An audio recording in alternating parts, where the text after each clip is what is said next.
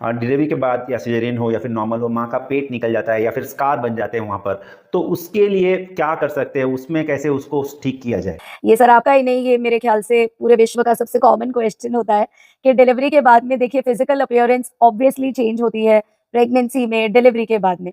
सबसे पहले तो अपनी बॉडी से प्यार कीजिए और अपने आप को जिस तरह से है एम्ब्रेस कीजिए, क्योंकि आप मदरहुड की जर्नी पे हैं, तो आप नॉर्मल जैसे तो नहीं हो सकते, लेकिन 6 मंथ्स के बाद में आप अपने आप ऑटोमेटिकली अपनी ओरिजिनल शेप में आना स्टार्ट हो जाएंगे, अगर आप डिलीवरी के इमीडिएटली बाद में जिस तरह से लाइफस्टाइल हम बताते हैं कि आप खाना खाना शुरू कीजिए, किस तरह से प्रोटीन्स लेना है, अननेसेसरीली आपको फैट्स, शुगर्स, आटा ये सब अवॉइड करना है, आपको जल्दी-जल्दी एक्सरसाइज पे लगना है, वॉक चालू कीजिए, स्टेप्स काउंट कीजिए।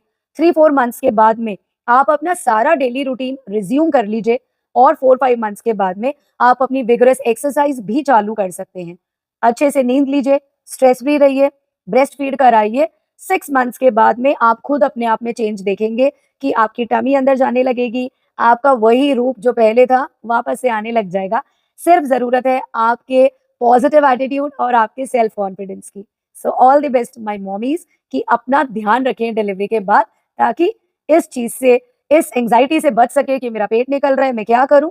Everything will settle out slowly and slowly. एक लास्ट क्वेश्चन है मैडम, जी, जो बहुत इंपॉर्टेंट है बट बहुत सारे लोग इसके बारे में अवेयर नहीं है जी कि सर। एक मदर को डिलीवरी के बाद जो इमोशनल सपोर्ट की ज़रूरत होती है या फिर उनकी जो इमोशनल स्टेट होती है, जी। उसकी क्या इंपॉर्टेंस है। और पोस्टपार्टम डिप्रेशन, ये वर्ड आजकल बहुत लोगों को सुनने को मिलता है, बट इसका मतलब क्या होता है, क्या ये एक सच्चाई है, कितना कॉमन है, इसके बारे में थोड़ा बताएं। और जो घर वाले लोग हैं वो किस तरह जी। से मदर की हेल्प कर सकते हैं इस सिचुएशन में, ये जानना बहुत ज़रूरी है मैं समझता हूँ दर्शकों के लिए, क्योंकि कई बार इस चीज़ को हम समझते नहीं हैं, तो इसके बारे में हम बिल्कुल। गलत जजमेंट लेने लगते हैं। इस बात को हम समझते नहीं हैं या समझते हैं तो समझना चाहते नहीं हैं, क्योंकि एक जनरेशन गैप होता है।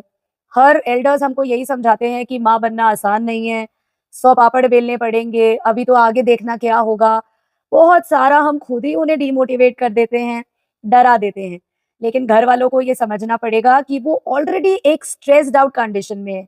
उसने लेबर झेला है, पहले तो उसने प्रेगनेंसी झेली, फिर उसने लेबर झेला, अब रात-रात को जागते हैं, ब्रेस्ट फीड कराते हैं, बच्चे के साथ में आपका रेस्ट नहीं होता, आपका डाइट चेंज हो जाता है, सोशलाइजिंग खत्म हो गई, फ्रेंड सर्कल टूट गया, आपका जॉब अगर है तो ब्रेक लग गया।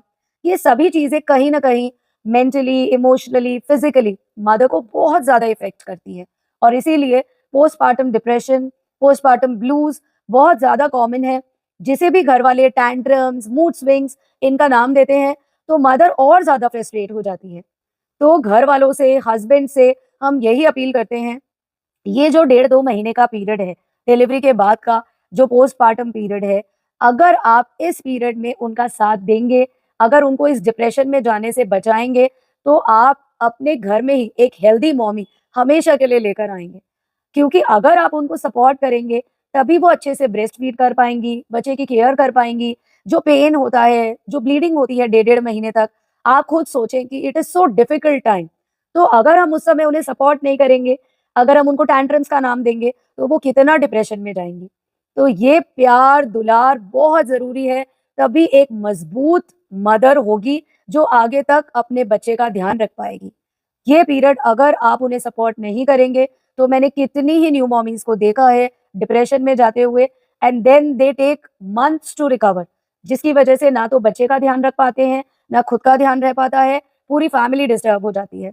तो आज का सपोर्ट आगे आपके परिवार का सपोर्ट बनेगा। So support my all new mommies and never let them go in postpartum depression.